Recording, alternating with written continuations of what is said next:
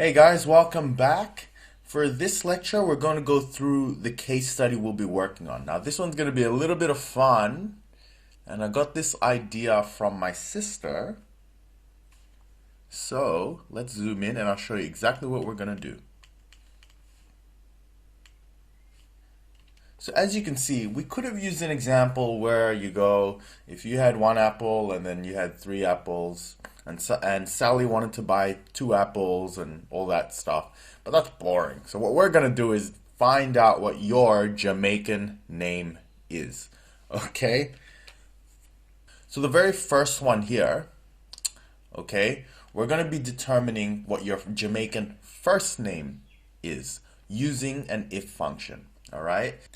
Then the next one will be building on the first method, which is a straight out single if function. And here we're going to go one step further and use the OR function with the if function. Okay, so that's the next step. Then we're going to finish it off with a variation of the one just above it, but this time using the AND function.